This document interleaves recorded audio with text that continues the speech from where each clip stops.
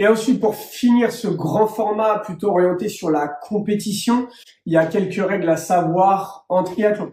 Déjà, ça commence par l'entrée dans le parc pour pouvoir poser vos vélos et vos affaires. La première règle, c'est d'y aller avec le casque sur la tête, la jugulaire attachée et ajustée. Vous devez avoir les autocollants de votre numéro de dossard et de votre numéro de vélo sur votre casque. Le cintre de votre vélo doit être protégé aux extrémités de façon à pas vous éventrer. Le dossard doit être porté avec un porte-dossard 3 points.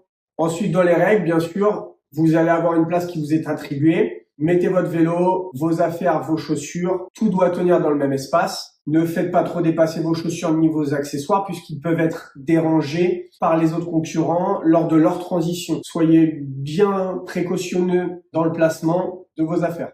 Il y a une règle quand vous sortez de l'eau, attention à la combinaison. Vous avez le droit de la retirer jusqu'au bassin, mais ne la retirez pas complètement dès la sortie de l'eau. Vous devez attendre d'être dans l'aire de transition ou devant votre vélo pour pouvoir retirer complètement votre combinaison néoprène. Gros sujet, le drafting. Le drafting, lors de la plupart des compétitions, il est interdit. Le triathlon, par définition, est un sport individuel. Donc, il est interdit de prendre l'aspiration, le drafting de quelqu'un lors de l'épreuve. La règle, elle est super simple, c'est 12 mètres derrière le vélo. Donc, si vous êtes à moins de 12 mètres, il faut que vous dépassiez la personne ou vous laissiez de la place de façon à respecter cette distance. Il y a une règle aussi au niveau du dossard. Le dossard doit être porté derrière. Donc, vous devez le tourner grâce à la ceinture porte-dossard dans votre dos lors de la pratique du vélo. Et vous devez la passer devant lors de la pratique de la course à pied. Une règle aussi, elle est évidente, la nudité est interdite, que ce soit dans les zones de transition ou sur le parcours à pied. Vous ne devez pas être complètement dénudé ou retirer le haut de votre trifonction.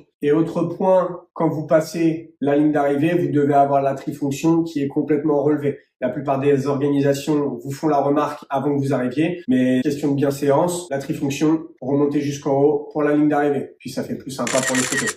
Voilà, on a fait le tour des principaux points que je voulais aborder dans ce grand format par rapport à la compétition. J'espère que j'aurai répondu à la majorité de vos questions, vos interrogations que vous avez sans doute à l'approche des premières échéances. N'hésitez pas à me solliciter si vous avez besoin d'autres informations. J'hésiterai pas à vous répondre en privé ou en commentaire. En tout cas, merci pour vos retours, merci pour vos petits messages d'encouragement et je suis tout cœur avec vous pour vos premières échéances de l'année. N'hésitez pas à bien vous entraîner en eau libre surtout, travaillez votre transition, faites-vous plaisir et négligez pas le vélo. Allez, à très vite.